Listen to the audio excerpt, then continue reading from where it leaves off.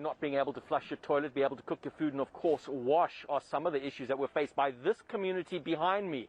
I'm in Laudium here this morning, and actually above Laudium. And the reason I'm up here on this hill is because right over here, and you obviously can't see it, but is the Laudium Reservoir. And this was the site, or the cause of the headache for this particular community. Although as of 7 o'clock this morning, the reservoir is at 55%, and that number is climbing, so water is being restored. But this community has suffered hardship in the last week, and not just linked to this recent fire, but it predates that, and it's also a historical problem. But more to tell me about that is community leader Nari Patel, who has been at the forefront of dealing with the water issues in this particular community, even being the main applicant in a recent High Court application to take on the city of Tshwane as well as Rand Water to get the water restored. So, Nari, just give me a breakdown. What happened in the last week and what hardship was experienced by this community? Thanks, Barry. Well, it started around the 17th of September, where on that particular Friday, the entire community was left without water. And on inquiry, our local councillor found out from the city and Rand Water that there was a burst pipeline which they had fixed, and water would then be restored. So over that weekend, we experienced water coming back into certain parts of the community, but then by the Monday, again, there was just the reservoir ran dry, and most parts of the community were left without water. And that then carried on for the entire week, until the holiday weekend of the 24th. In that period, we engaged with Rand Water, we engaged with the city of Tshwane, only to be told that city of Tshwane was not responsible for restricting water to us, and Rand Water was not reducing the supply to our area. So basically the blame game was at play, but our community was left without water for 8 days. Hello everybody, my name is Siviwe Gwarube. I am the DA's national spokesperson. Welcome to our water webinar today, and I'm joined by an exciting panel from Gauteng, where we're going to be unpacking Gauteng's water crisis. What are the causes? What are the solutions that the DA is putting forward, and what we can do for you as we go into this local government election? So I'm going to let my panelists introduce themselves. Over to you, Provincial Leader. My name is Msimanga. I'm the DA Provincial Leader and also the leader of the official opposition in the Gauteng legislature. And I'm Mpho Phalatse. I'm the DA's mayoral candidate for the city of Johannesburg. Dumelang, dumelang, dumelang. Dumelang. Good evening, Siviwe. I'm Randall Williams. I'm the executive mayor of the city of Tshwane, and I'm also the current mayoral candidate for the elections of 1st of November. Thank you. Dumela Siviwe, ke Refiloe Nt'sekhe, ke nna mayoral candidate ya Democratic Alliance Ekurhuleni, the city with over Tambo, the biggest airport on the continent. Hey, Chara. Hi Siviwe, my name is Peter Teixeira, the mayoral candidate for Midvaal, the best performing municipality in Gauteng. Yes. By a mile. Good evening, Siviwe. My name is Tyrone Gray. I'm the mayoral candidate for Mogale City, also known as the cradle of humankind, and the city of human origin. Yes. So let's jump right into it. So this morning we had a protest right outside of the Gallagher estate, where Minister Mchunu was meeting with various mayors. We'll come to Randall a little bit later, where he was this morning. But the reason why we were there this morning was because we were protesting against Gauteng's increasingly problematic water crisis. This has been something that has not only affected municipalities, but has affected hospitals, healthcare facilities. In the middle of a global pandemic, we've had a global city like Johannesburg, a global province even, without water supply, or at least reliable water supply. What's the situation, and why were we protesting today particularly? So thank you very much. You see, in Gauteng we're heading for a disaster. In Gauteng we have a demand that is growing by 1.6% every year, but Rand Water has not been able to match that in terms of the supply. Now, we don't have a water shortage. What we have is an infrastructure inadequacy. So what we're sitting with is, you're sitting with 100% full dams right now, but because we are not able to reticulate as much water as is needed, you have problems. And that's why you end up having, water shedding, as it is now called. That's why you end up having hospitals like the Johannesburg Joseph's now running out of water and, dead in the middle of a pandemic, as you were saying. That is something that is a problem. But it goes even further. These mayoral candidates and the mayors will tell you that it creates problem, it creates havoc to their own infrastructure as well. So you don't have consistent pressure that is now applied in terms of how the water is flowing. In some of the infrastructure that is laying in some of the municipalities, it's very old infrastructure, asbestos piping, that if you don't have consistent pressure in terms of the water flow, it creates cracks in the system, bursts that will happen now and then. Randall had to deal with the water burst. I think it was 2 weeks or a month ago where the whole of Sunnyside didn't have water and parts of the CBD didn't have water. And it goes further. Lodium had to sit weeks at end without any kind of water.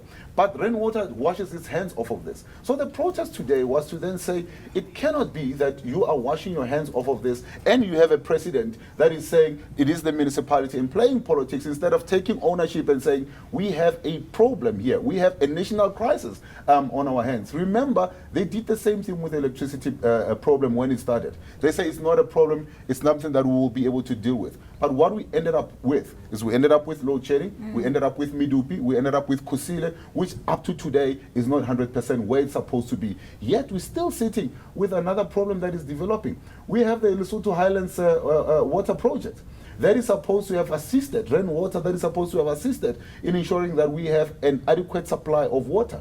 Years later, billions of rand later, we're still not at the end of it. And this is another problem that is brewing, and I think it's going to be creating a huge problem. And we were saying today, we can live without electricity. It's an inconvenience, but we can live without electricity. But water is one thing that you can't live without. If you don't have water, you can't eat, you can't drink, you can't wash, you cannot, sanitize, you cannot really disinfect. So what are we saying here? And this is why we said today, enough is enough. We need to be out there. We need to then put out the plight of the people of Gauteng and indeed the people of South Africa, because if this becomes the problem in Gauteng, it then begins to spread. Water that is in Gauteng, we actually assist municipalities. Tshwane is assisting municipalities like Madibeng. We are assisting other municipalities that are around, our province here. And if we're not going to be able to get it right, I promise you, we are heading for disaster. Randall, before I want to link to a video from Lodium, I want to ask you, Msoli mentioned something quite critical here, that obviously this affects municipalities, not only where we govern, just generally municipalities.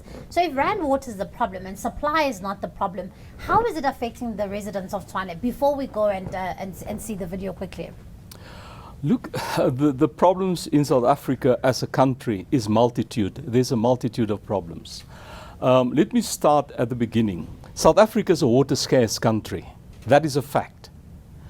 But we're looking at now the situation that have occurred for the past few weeks in places like Lodium, Atteridgeville, in Joburg, also in Ekurhuleni.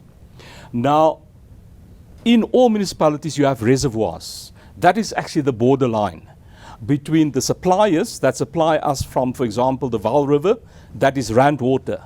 That is the supplier to the reservoirs. Reservoirs we own. From there, it's the responsibility of the municipalities. Now, from our side, there's a lot of challenges. But what created the problem in Lodium, if I may attach to that, and I'll come back to our challenges, is the fact that there has been a failure of equipment because of poor maintenance on the Rand water side. And Rand water is a national entity that belongs to the Department of Water and Sanitation. Now, they disputed the fact that they were responsible for the reservoirs in Lodium and also Atteridgeville running empty. Now, there was a fight to and fro for a week. The residents of Lodium were without water. And then finally, we had 2 meetings with the minister. And lo and behold, after the meetings with the minister, suddenly the reservoir started filling up. Hectic. Lodium reservoir is now at 90%. Atteridgeville reservoir is now at 80%. But to this day, this morning, they're still disputing that it's their fault. Despite the fact there's been absolutely no spike in demand, we have not restricted demand on the Tshwane side post the reservoir as well. Normal consumption has continued as before the incident started, and yet the reservoirs are now filling up. Yeah. Clearly there's a problem on the Rand water side. It's a poorly run entity for which the national government is refusing to take responsibility for. Absolutely. Let's take a look at this video around Laudium about this water crisis that has unfolded.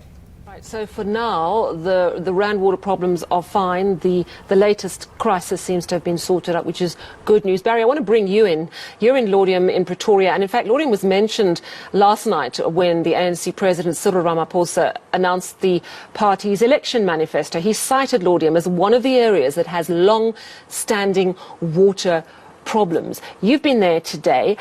Give me a sense of what residents are saying about why the problems persist in this area. Yes, Sally, they want answers, but invariably what happens, and as you quite rightly said, this is an area which has been beset by these water problems for quite some time. Earlier this year, there were protests in the area. They shut down the main road past the community here, demanding that the water services be restored. And despite plans being made and them being fixed, it appears to be only temporary. There's no long-term solution. So the community here saying they want long-lasting answers as to what is going on with the water supply. But you can imagine there is the impact that it has on community members in their homes, their ability to cook food, to wash. But I'm actually here in a business area of Laudium where there are, for example, a bakery that's next to me over here, Sally. You can't bake bread without water. These are some of the difficulties that have been experienced by businesses and others here that prepare food. But going back to the human side of it and the ability to care for oneself, it is the most vulnerable in society that are the hardest hit when such basic services such as electricity and in this case water are being denied. I was at The Garden earlier today, which is a facility which cares for the aged, but it also looks after about a dozen orphaned children. So the most vulnerable in the community are being cared for at this particular place. All right, so for Randall, now, we've seen, the crisis that had unfolded. I know that this morning you had met, the mayors had a meeting with Minister Mchunu this morning, just at the Gallagher estate where we were protesting. I mean, just quickly on what has the city done to obviously try and resolve an issue that is largely not their problem to solve. But at the end of the day, the people of Tshwane look to you when there are problems of this nature. And how have you taken it up with the minister? Well, when the problem arose and Rand Water disputed the fact that they were responsible, and we knew for a fact they were because that's what our engineers found out. We contacted the minister, we contacted the premier, and we contacted the minister and had meetings with both of them. And then he involved the department as well, Department of Water and Sanitation. So finally we came to a solution. Rand Water opened up the valves. We also agreed now that both parties, the City of Tshwane and Rand Water, will also install an extra pipe running to Laudium Reservoir to prevent this from occurring going forward. Mpho, I want to come to you. I mean, we've got a serious problem with the state-owned entity, which is Rand Water, right? So where, as I've posed a similar question to Randall, the city of Johannesburg will look to you when you become the mayor and say, well, we are without water for days. What is the situation in Johannesburg, and what are some of the sort of, interventions that you are looking at in your manifesto around water supply in the city of Joburg? It's true, Siviwe. Residents don't understand spheres of government. They don't always understand who's responsible for what. All they know is that they're not receiving certain services and they expect you to fix it as the mayor or the public rep in the local sphere of government. Johannesburg is also going through serious challenges, water supply challenges, worsened by recent maintenance by Rand Water, where we were told that we were going to get 20% less supply than what we're used to. In a city like Joburg, the economic hub of the country, where we've got population growth, rapid population growth, so we already have the challenge challenge of not being able to supply for the demand that keeps growing each time because of the pull to Johannesburg as the land of opportunity. But also you've got this backdrop of years of neglect of our infrastructure. So our infrastructure is breaking down. 27 years of ANC governance has led to a neglect and no investment in the water infrastructure, amongst other networks such as the electricity network as well, but we can talk about that another time. And so we've got burst water pipes all over the city, you've got leaks all over the city. So on the one hand there's supply challenges, on the other hand there's waste, there's losses of water. Our water losses are at around 44%, both technical and non-technical losses. But if you look at our infrastructure backlog as well, our backlog currently is at around 12.5 billion rand, and we don't have enough money per annum to fix that. When we were in government in 2016, between 2016 and 2019, we already started increasing our investment in water infrastructure, upgrades, repairs and maintenance, and also looking at future growth, because that's important for a city like Johannesburg. And we were aiming for at least a 6% replacement, upgrades and repair of our infrastructure. The current government, when they took over, they took it all the way down to 0.5%. So to put it into context, you've got 12,500 kilometers of water pipes, and they're only planning to replace about 49.5 kilometers per annum. So you can see that there's no urgency, there's no interest in meeting this dire need. Of course, we've got the challenge of Rand Water not being a city-owned entity. The fact that we're dependent on this failing national entity is a huge problem. What does it look like on the ground? People are complaining. There's also governance issues. I mean, I was in Lenasia South a few weeks ago at the start of my campaign, looking at a reservoir which the DA-led government had made a budget for. When we were there assessing the demand and recognizing that we're not able to supply, we decided to make a budget available to develop this reservoir. And the incoming government in 2019 just failed to implement, and up until now, it still hasn't been completed, even though the budget was made available. So there's also those governance issues, huge challenges on the ground. You can't afford that in a pandemic such as what we have, where water is such an important resource to keep everybody safe. So very urgent issue that we really need to take on as municipalities. Absolutely. Refiloe, I want to bring you in here. Mpho mentions a very important point around governance, around the lack of political will to invest in infrastructure backlogs, the lack of political will to put your money where your mouth is. And I mean, Ekurhuleni is, as you said earlier in your introduction, it's an incredibly important city. But it's been under 27 years of ANC government, and ultimately it's been breaking.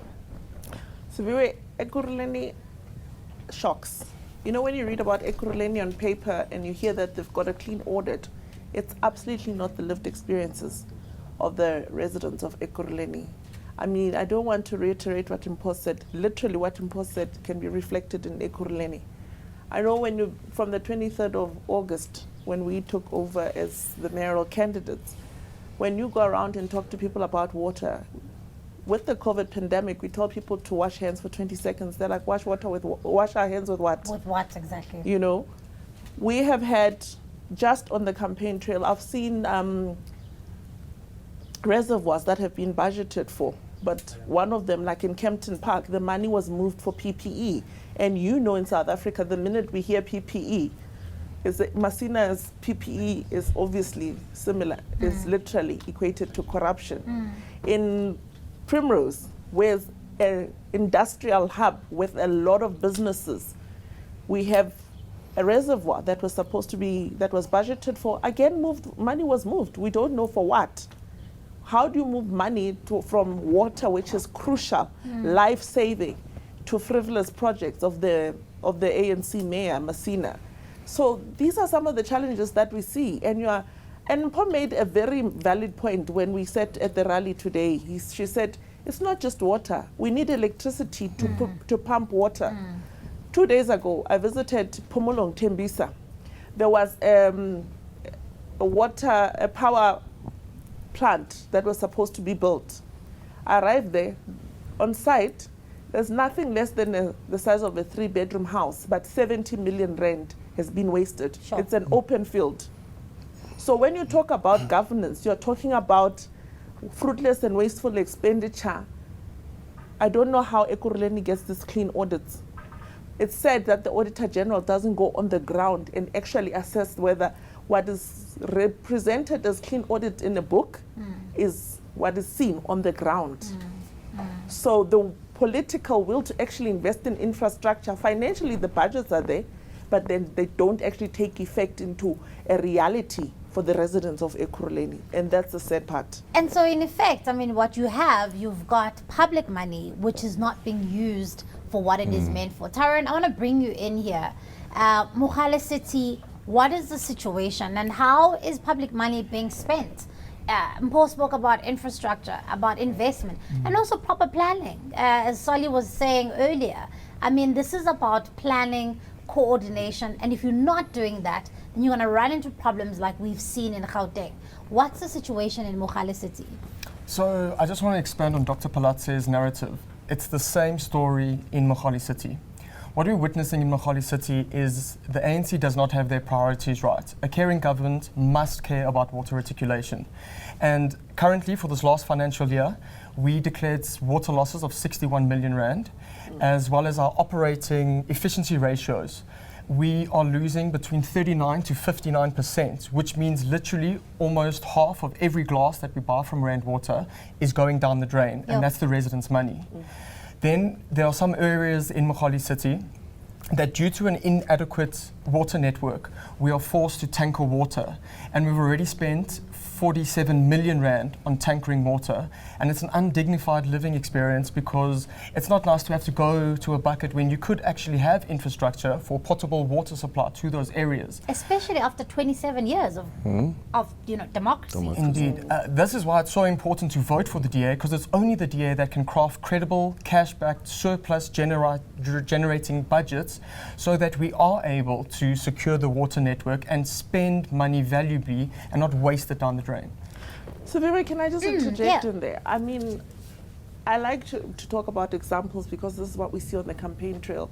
So in Lindelani, there's RDP development which is incomplete. And talking to the issue of water, the residents who are staying in an informal settlement don't have piped water. We walked about a kilometer to the so-called development RDP houses, where we literally found a fountain of water that has been running for 3 months. Sure. 3 months, water running down the street. Yet in the informal settlement, a kilometer away, people do not have access to water. Peter, I mean, we've painted a pretty dire picture for Gauteng. And I want to play a video from Ekurhuleni, but before I do, I mean, here is the story of Gauteng, and you've got Midvaal, which has been under the DA government for many, many years. And I'll come to you a little bit after the video about what has been done differently. But what's your view? I mean, in the context where you run a local municipality, but broadly speaking, you also have to contend with a province and you have to contend with the national government. Surely that also presents its own sets of challenges. No, certainly, Siviwe. And like our leader, provincial leader mentioned earlier, that it's an infrastructure problem that we are having. And we are blessed in Midvaal because we've been in government for the last 15 years.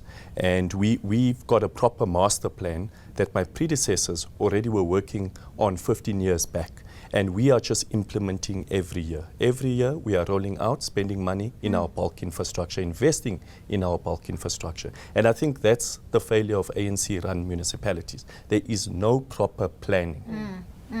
Let's take a look at this video from Ekurhuleni. So let's start with the obvious. What on earth is happening there, and how have you let this bill get so high? Mayor? The bill has gone up because of payments on water, losing water that is not accounted for. That just sounds like an excuse, Mayor. In March, you owed Eskom 2.3 billion rand. What's happening with the money in this municipality? Why are you not making these key payments so that residents can get water and electricity? I must say the issue of the collection of revenue in this municipality since the lockdown has gone tremendously down. Yeah, Very positive. Mayor, the thing is that Eskom said you owed them 2.3 billion rand on the 10th of March, and the lockdown only came into effect on the 27th of March this year. So ultimately, you've been failing to get your money and finances right for a long time. So it seems like you are failing the people of Ekurhuleni. Remember that we are dealing with an old debt, a historical debt here. We are not dealing with a debt of 4 years. Ekurhuleni is capable to pay so much, and let's allow Ekurhuleni to pay what they can afford. But why? The matter of Why should you get grace? Why should you get grace for non-payment? It's your own fault. It's your own doing, regardless of whether it's historical. You took over as mayor of Ekurhuleni, so you took over the responsibilities. No, listen here what I'm saying, sir. I'm saying the issue of affordability. It is very important in this regard. Ekurhuleni has been paying, and the other technical But you're issue, not paying enough. That's why Rand Water is cutting the pressure. Yes, we are not paying enough because they are demanding more than what we can afford. Well, you're in this position because of your failings in your administration and keeping up with your finances. It is shocking. It's a concern. And I don't think any excuse should be acceptable given that this has been going on for so long. So let's start with the state of Ekurhuleni is sad. I mean, you know, not only are the people of Ekurhuleni subjected to this kind of government, there is absolutely no political will to fix the situation. And yes, the Ekurhuleni mayor mentions and references Rand Water, but you've mentioned that in 15 years, the DA has been able to plan ahead and somewhat circumvent the failures of Rand Water. And how is it that you can have two municipalities right next door to each other having completely two different realities? Siviwe, it clearly shows that the DA has a plan, and where we govern, we've got a proper plan. And where the ANC governs, they've got no plan. And even though we are in Midvaal with our own plan, we're still reliant on some infrastructure from Ekurhuleni. We've got a service level agreement with them because we share borders. They're right on our border. And there are certain areas that are affected by water outages that's caused by the fact that Rand Water owes, Ekurhuleni owes Rand Water money that they've not paid for, and therefore they get restricted, and it affects some of our communities in Midvaal. But like I said, you know, there is no proper planning in some of these ANC, or most of these ANC-led municipalities. And in Midvaal, we have shown with our master plans that we've put in place and our investment in bulk infrastructure, we've actually reduced our bill to Rand Water. We've cut down on efficiencies, and our water losses are one of the lowest in the country. This is because we've got a proper water demand management plan that we've put in place, and also investment into bulk infrastructure, like reservoirs. We're building reservoirs, Siviwe. Not many municipalities can say that. Brand new reservoirs that we are constructing. We've built 2 in the last financial year, 10 megaliter reservoirs. And for us, this will act as a buffer whenever Rand Water has challenges in terms of their pipe breakages and so forth. At least our residents can still have water. So we've really got a proper plan that we are implementing. So it's not just something which is documented, a strategy that lies in the office of the municipality. We are implementing it. So it can be done? It can be done, yes. Siviwe, if I can just come back to Ty, what he said about Mogale City having water losses of 61 million rand. All I can say is, Ty, I wish I had your problem. For the 2019-2020 financial year, City of Tshwane had water losses of 1 billion rand. So I really wish I had your problem. And Randall, what is the main cause of that? I mean, if when residents listen to that, and they're asking themselves, I mean, why would you allow something like that? You know what I mean? How would you explain what are those water losses for, what has happened, and why are we there? 2 reasons. The number one is poor maintenance for many decades. Okay. And then adopting the right policy at the wrong time. The right policy at the wrong time. The last 2 decades, all across South Africa in the major cities, we've adopted a policy of densification. Now, densification means where you maybe had 1 household on 2,000 square meters, now you've got 20-30 households on 2,000 square meters. Now, the water pressure that you use for 1 household, you cannot use it for 20-30 households. You have to increase the water pressure. Unfortunately, someone forgot that 60 years ago, we put asbestos and cement pipes in the ground. Asbestos and cement pipes were not built for that type of pressure, water pressure. With the result, we've got water leaks all over the show. Sure. Yeah, the cement, the asbestos and cement pipes are cracking all over the show. So we've got massive water leaks. And the only thing we'll be able to do to overcome that, put in place a capital project to do a pipe replacement. Replace it with PVC pipes here. Now, unfortunately, for this financial year, I know you said 49.5 kilometers, not a lot. Unfortunately, the only money we've got will take us 67 kilometers. So we can only afford 67 kilometers. But we need to do it urgently. And for our pipe replacement project alone, we're going to need about 3 billion rands. And you see, that is the sad reality in South Africa.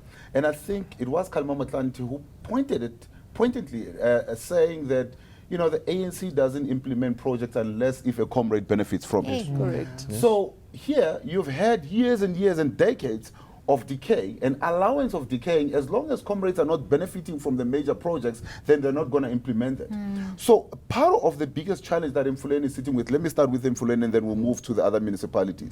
So Ekurhuleni right now is owing Eskom 1.3 billion. By the way, they just won a court. Eskom has won the bid to take assets and take over you know, the accounts of the municipality. Now, how the entire municipality's bank account is attached by Eskom. Now, how do you run a municipality by that? The same municipality we've been saying put under administration, and then they went and put Randall's municipality under administration. Then it shows you what is actually really happening out there. But let's go back to the issue that I was talking to. When you don't have preventative maintenance plan, which all these municipalities are going to have going forward, and not only plans but budgets to it, so they're not going to be able to have, you know, budgets to take care of the infrastructure problem all at once. But at least they need to start somewhere. In Tshwane, I know, for instance, there is a pipe replacement program that is already starting to take place. In Joburg, we had started back in the day, but it stopped. So what you need to do is to then say how much of your budget is going towards preventative maintenance plan. You don't have to wait until something breaks for you to then do something about it. You know you already have old infrastructure.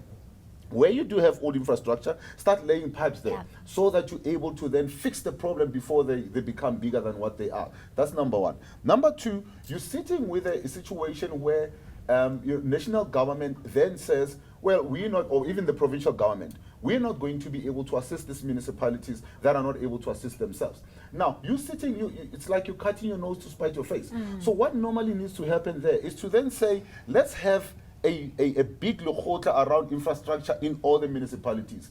From a budget at a national level, at a provincial level, what can we do at a municipal level to make sure that once and for all, we know how much it's going to take to really not only replace what needs to be replaced, but to also build for the future. And plan ahead. And plan ahead. So now you need to also ensure that you build reticulation plants that are not able to take care of what is happening right now. But what does Gauteng look like 10, 15, 20 years from now? If you're not going to be able to plan for that, how do you bring densification in an area, but you're not planning the infrastructure that comes with the houses that are coming? That is a problem that we're sitting with. But like Kgalema Motlanthe said, if it doesn't benefit comrades, it's not going to be implemented. That's the problem that we're sitting with. So, sorry, I just want to say, there's another thing that Randall and I had a side chat as well when we were doing the manifesto launch. Interestingly, you know, we tend to focus just on water. But when you look at human settlements as well, it is not just the water. Water is not only a water problem. It's also about human settlements. If I look at Ekurhuleni, they have over 20,000 demolition orders which have not been dealt with. You have houses where you find in the CBD have now get backyard dwellers. That house was built, not even multiple houses, but a house that was built as a 3-bedroom house, now having 20, 30 back rooms. The pressure on that backyard, on that infrastructure, actually causes pressure on water demand. And yet the municipality is not implementing bylaws. So looking at it in isolation is not good. We need to actually look at all the facets that talk to the pressure that you actually put on water and the demand for it, not only just density. Correct. Because For the fact that Ekurhuleni will have demolition orders in the tune of 20,000 and have failed to execute them, from even when I was a councillor in 2011, those demolition orders were already existing. It's now 2021. Still, municipality, no will, has kind of filed those demolition orders behind the scene, violating court orders, literally. Mpho, I want to come to you. Sully raised an important point. He talks about, look, you've got to fix what is broken. You've also got to do future planning.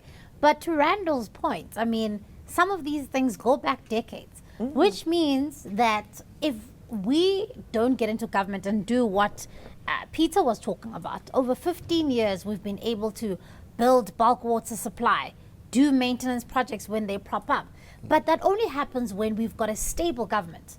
That only happens when we govern, and we govern with surety. What are we saying to the people of the city of Johannesburg around this issue in particular?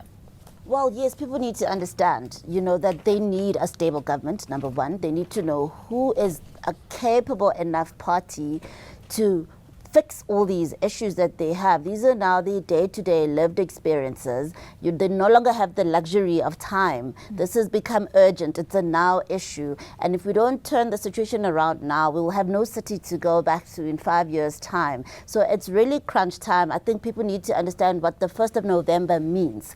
It means your last opportunity to rescue the city that you once believed in. If you're an economic migrant like myself, you came to the city believing that it's a land of opportunity and that you can live and flourish in that land. You now have an opportunity to save it on the 1st of November. You need to make an informed decision on which party you're going to trust with that. A lot of voters in the past have voted emotionally out of blind loyalty, but now's not the time for that. Now you need to look at, I need water. Who do I trust to give me water supply? Where in the country is that happening, and who's in charge there? And we've proven over and over. I mean, I was looking yesterday at a Stats SA 2019 study that places the Western Cape number one, in terms of provision of services like water, sanitation, electricity, particularly with a focus on the indigent. So those are your poor areas.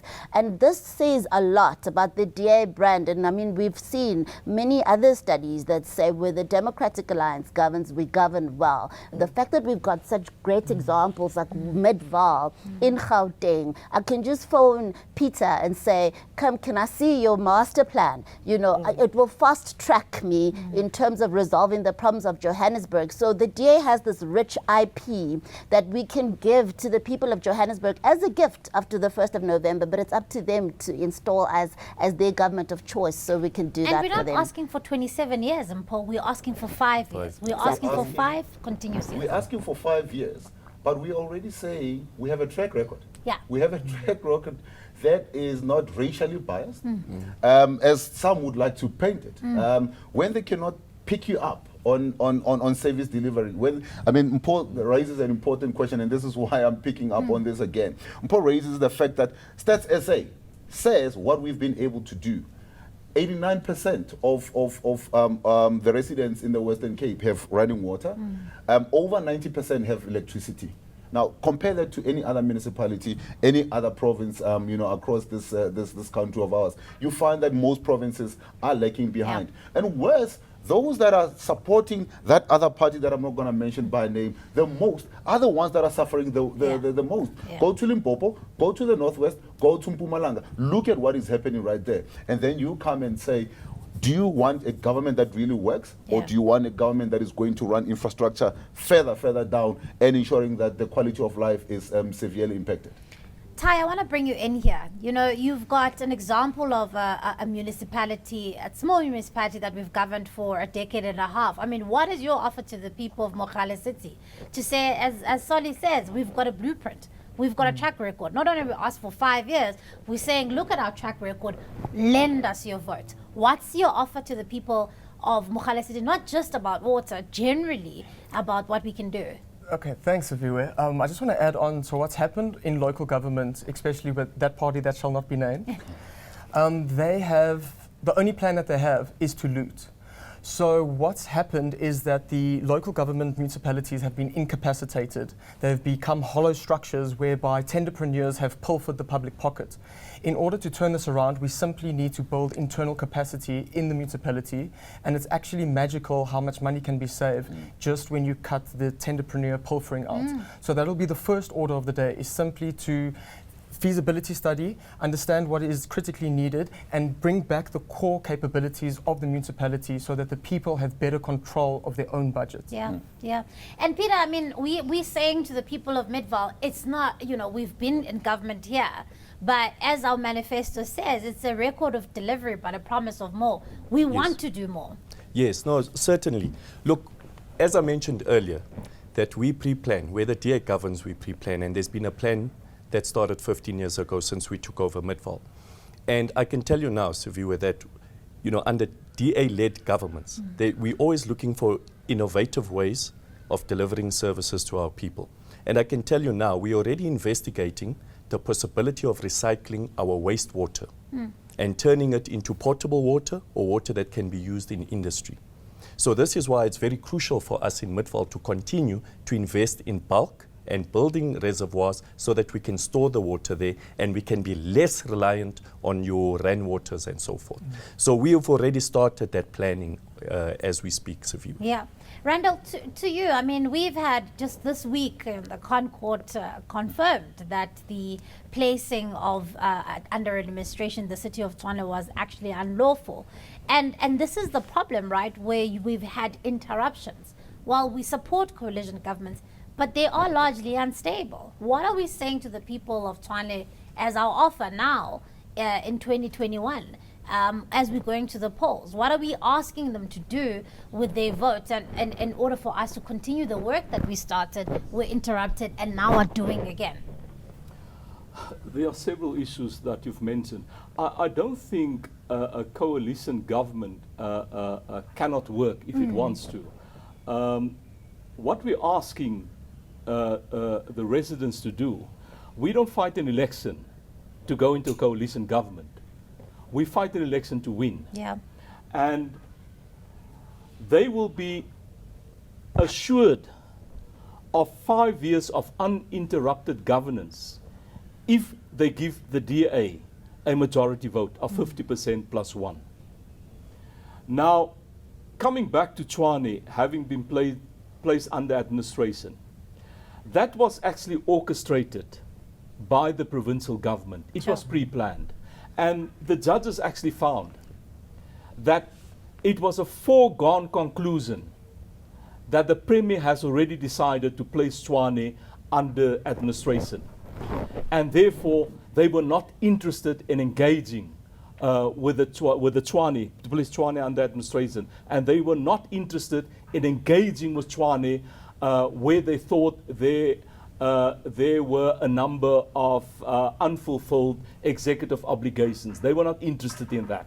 For example, if you look at the issue of Hammanskraal, the judges found that the problem at Hammanskraal existed before 2004.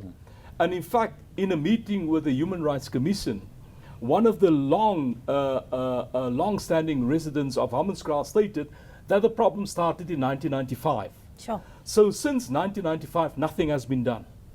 The ANC did absolutely nothing about Hammanskraal. We were the first to start doing something about it. And under Solly, we assessed the problem and we found out there were two solutions. The first one was the Themba water treatment plant. Yeah. So we started that project and we not only refurbished the Themba water treatment plant, we doubled the capacity from 60,000 kiloliters to 120,000 liters. So now we've got a brand new Themba water treatment plant. The second part of the solution, unfortunately, is the Rooiwal wastewater treatment plant. Because the Themba plant gets its water from the Leeuwkraal Dam. And the Rooiwal wastewater treatment plant, after it's treated the wastewater, it pumps it down the Pinas River into the Leeuwkraal Dam, unfortunately. And the water that leaves the Rooiwal wastewater treatment plant is not properly treated at the moment. It's still too polluted. So the really, really dirty water gets pumped into Leeuwkrau, and it's too dirty for Temba water treatment plant to treat, and that's why you still have the problem. To fix Rooiwal, a wastewater treatment plant, we already started with phase 1, costing us 240 million rands. It will be completed by October next year. Then we have to do phase 2 and 3. That will take another 4 or 5 years. Yeah. That in itself will cost 3 billion rands. Now all this could have been avoided if after 1995 the ANC actually started resolving the issues. This would have been avoided. But to also add to that, Randall would remember that in 2016 when we got in, that was one of the first things that we wanted to correct. And we went out, we did this feasibility study, we got a project approved that was going to be 10 key. And it was stopped. Yeah. It was stopped by Nomvula Mkonyane, who was then the Minister of Water and Sanitation. They stopped it. We have the letters where we're saying we're ready to go. In fact, we had got out on tender. We had, shortlisted companies that were going to come on a triple P with us, who were ready to then say, we'll fund this at 10 key from Rooiwal up to Temba. They were going to fund it. It was a cost of 3.5 billion, if I'm not mistaken. They were ready to do that. Treasury had given us the go-ahead.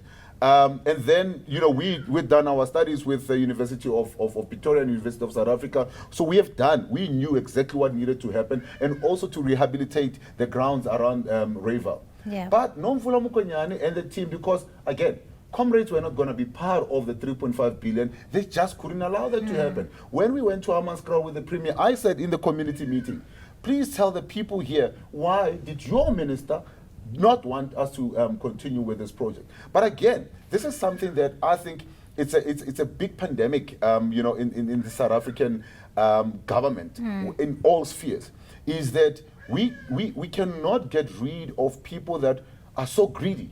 The only thing that they're interested in is what is in it for them, what is in it for their own pockets. Unfortunately, at times it comes at the cost of services to the very poor, that ultimately they want to come back and say, we care about you. But what is it that they're showing that they really care about?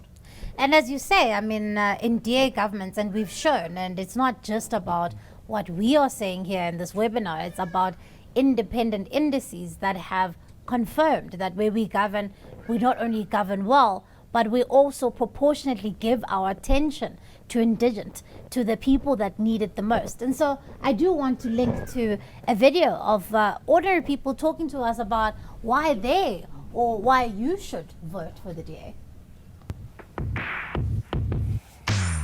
I choose the DA because I believe in freedom, and I believe that the DA is the best vehicle for us to achieve that freedom. I respect the DA because it's the only party that is able to implement its policies where it governs. My reason is I want everybody to be seen as one. We are the Rainbow Nation, and the DA is the only party that represents that and stands for that. There's white here, there's black here, and we communicate, we talk, we laugh.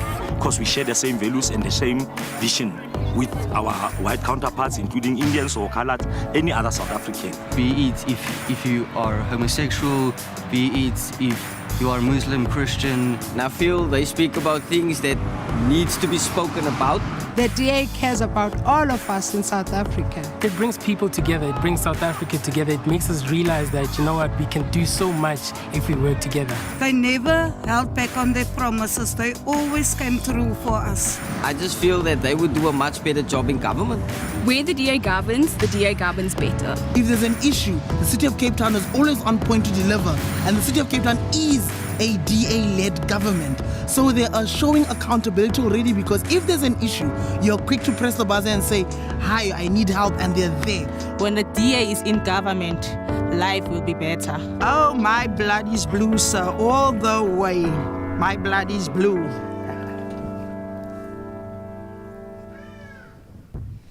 Refiloe, are you saying on the 1st of November we are going to have Mayor Nt'sekhe as opposed to Mayor Masina, who was a disastrous mayor in Ekurhuleni? So absolutely. Can I tell you, the ground is so fertile for the DA in Ekurhuleni. We've actually launched all our candidates. We have candidates in every single ward in Ekurhuleni, amazing people, and PR councillors on top of the ward candidates. But what I've said to the people of Ekurhuleni is, we've got 39% unemployment rate in Ekurhuleni. That is also one of the worst unemployment rates in the world. Sure. As we say, worse than some war-torn countries. If you don't have water, we have mines in Springs, we have businesses in Wadeville, we have industries in Spartan, which can only survive on their own reservoirs for 2 days. We have a plan. As Mpho said, we are not lone rangers. We've got Midvaal, I've got Randall here, where we can learn from each other, put in proper master plans, and start fixing reservoirs instead of using money for reservoirs for PPE. Start fixing water leaks when we find them. You can't have water leaks that are running for 3 months at an abandoned RDP project. I mean, getting back to basics. Common sense has to prevail here. Let's get back to basics.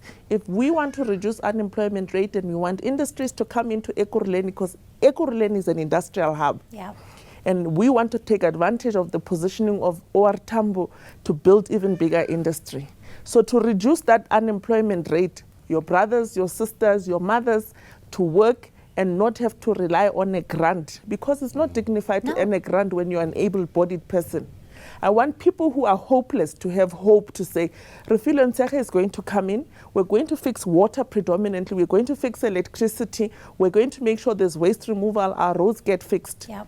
And then we will get to a point where we start saying, Mr. Business X, Y, and Z, because now you'll have water and all these things, come and invest in Ekurhuleni. Then we can start reducing that 39% unemployment rate. And I say to the people of Ekurhuleni, it's your decision who you employ on the 1st of November. Employ me. I'm coming with a track record of the Democratic Alliance because we do get things done. Peter has told you how we got it done in Midvaal. And I want to give Peter a run for his money so that I become the best run municipality. In 5 years' time, I don't want to campaign. In 2026, I want people to say, Refiloe, please don't campaign me. I need you back because I want you to continue what you've already started. Absolutely. Tyrone, how do we get people to reimagine a post-ANC government? I mean, we showed people in South Africa back in 2016.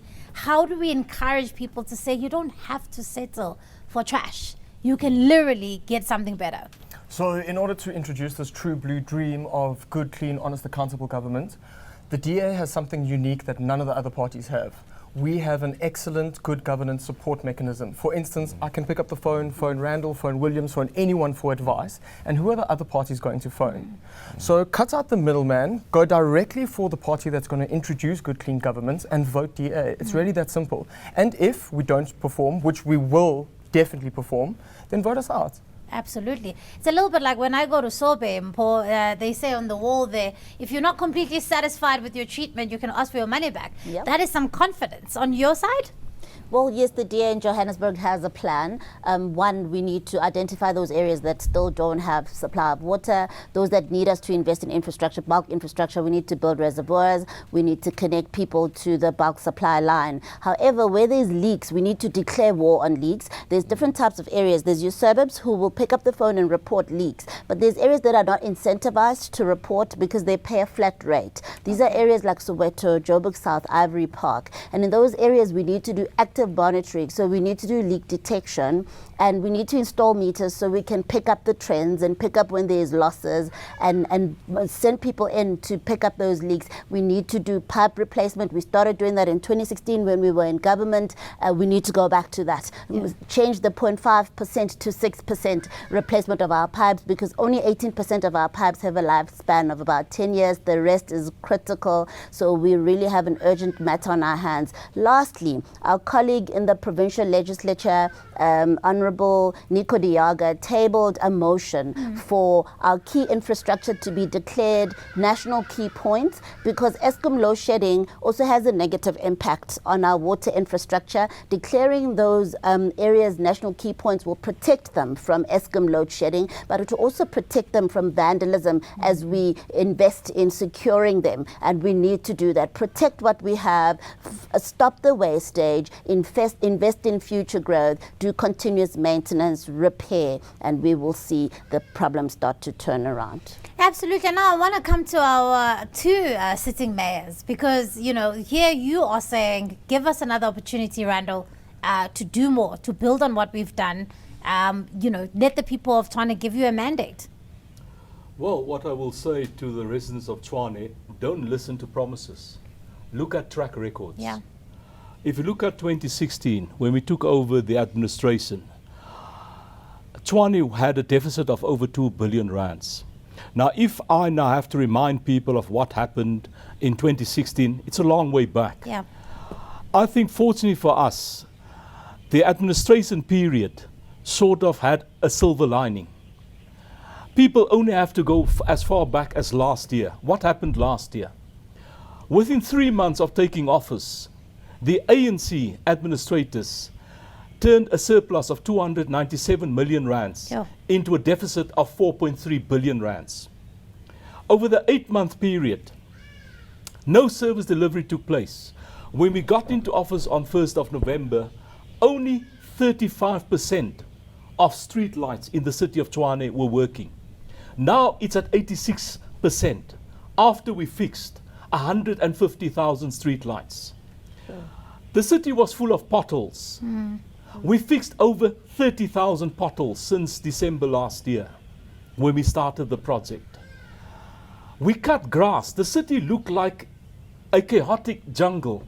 We cut 150 million square meters of grass. We turned the finances around. That 4.3 billion rand deficit, by the end of June, 8 months after we got into office, we turned it into a reduced deficit of 914 million rands. Because they ran out of money, they borrowed money from the bank, short-term loans of 750 million rands. We had to pay it back in June. Yeah. We paid it back. Our reserves, we're now busy building up reserves. Our cash flow, when we were kicked out of office, we had 12 weeks of cash flow to run the city if we had no revenue, no income for the city. When we got back on the 1st of November, they left us with 5 days worth of money. They totally bankrupted the city, but we, in a short space of time, we turned around the city. Yeah, yeah. We've got the available money now. If you look at revenue collection, they went as low last year as 2.2 billion rands of revenue collected for a specific month. For the month of September, we collected almost 3.5 billion rands. We are turning the city around. Yeah. People need to look at our achievements. Yeah. Look at our track record and judge for themselves.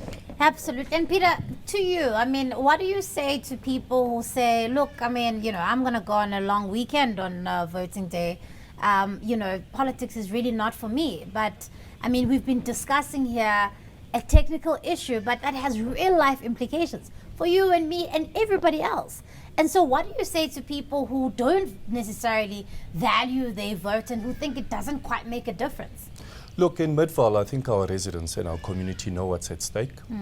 And as I mentioned previously, that, you know, we've got a proven track record of excellent service delivery and clean governance in Midvaal. So everybody that lives in Midvaal understands how important it is to go out and vote on election day. So we don't have much of those issues. People want to continue to have us in government because we have shown we are clean government and the quality of life in Midvaal is excellent. Yeah. And the fact that they know that we've got a plan, I always speak to plan. There is a master plan which we share with our community. So they know for the next 5 years what we have to offer. And they are part of it. Yeah. And we have said, as a DA-led Midvaal, that we want to listen more to our residents and talk more to our communities. This is why, Siviwe, I've been doing my road shows. Every evening I'm having public meetings in Midvaal, engaging with my residents. And this is what they appreciate because we are close to our voters. Yeah. And we go out and we've got an open door policy in Midvaal. So there is no reason for our residents to vote for any other political party because they've got nothing to show. I mean, just next door, We've got those people in yellow. I won't mention names. Solly always tells me don't mention the name. And we've seen what has happened in Ekurhuleni. Yeah. Water leaks. Yeah. That water flowing for 3 months, unattended to. People sitting without electricity for 30 to 40 days without electricity. Sewer, raw sewer, running into the Vaal River. And I mean, that is something that the Midvaal people don't experience. Yeah. And it's right next door. Yeah. And some of our residents sometimes do go and visit family, and they get to see what would happen if we would lose control of the center. So they really appreciate us, and I think on election day, they will definitely come out and vote for the DA, because they've seen the DA difference. Absolutely. Solly, I want to give you the parting shot here. You're leading a team of some really incredible and dedicated mayoral candidates and mayors. And Gauteng has become the absolute battleground for this election. And what is your message to the people of Gauteng on what we can do? Well, Siviwe, thank you very much. I think the message is very clear. The message is that if you split the vote and vote for smaller parties, you're going to have that other party that we're trying to keep out coming in. All we're saying is that let's consolidate what has been the opposition vote and make sure that you bring in a party that has got the plan, a party that has got the track record, a party that has got the passion to get services going, because we need that for South Africa. The party that will make sure that Johannesburg is working, the party that will make sure that Mogale is working, party that will make sure that Tshwane continues to grow, a party that will make sure that Ekurhuleni is a truly, truly flying city, a party that will make sure that Midvaal not only continues to be the shining star, but also begin to then expand and actually influence other municipalities around it. A municipality like Mogale that can actually become a tourism hub, that can become also a food processing hub of of Gauteng. So there's a lot of opportunities that are there, but the difference is going to be on election day. Are you going to vote for a party that is going to ensure that you get all these things, or you're going to vote for all our small parties that are going to lead up in the other party getting into government, or getting that other party into government, which will mean 5 years of looting, 5 years of no maintenance, 5 years of no infrastructure development? The choice is going to be clear. But I'm hoping that the people of Gauteng, the people of different municipalities, will eventually grasp what is at stake here and do the right thing on the 1st of November 2021 and vote for the Democratic Alliance. That is my parting shot. Absolutely. And each and every one of the panelists has today expressed the urgency of this election come the 1st of November. We literally have no more time to waste. If we have a country that we will want to come back to, then we've got to vote differently. We've got to give another chance to another political party. We've got to give good governance a chance. We've got to be able to vote for a party that's going to change lives. And so I encourage you to check your registration status, make sure you're registered correctly, and vote to save your city and your town, and vote for us to be able to have a future in South Africa. Take a look at this. The Democratic Alliance spends your money on delivering services, where we are in charge. Unemployment is the lowest, and we do not tolerate corruption. Even the national government admits the best-run municipalities are all governed by the DA. But the choice is yours. You can choose collapsing basic services, or streets that are maintained and clean. You can choose to live in chaos and fear, or the protection of thousands of local law enforcement officers. You can choose blackouts and the devastation of livelihoods. Or you can choose a DA government that is creating jobs and working to become load-shedding free. The DA is the only party that brings all South Africans together, and the only party big enough to bring positive change to your municipality. In this election, choose the DA, because the DA gets things done.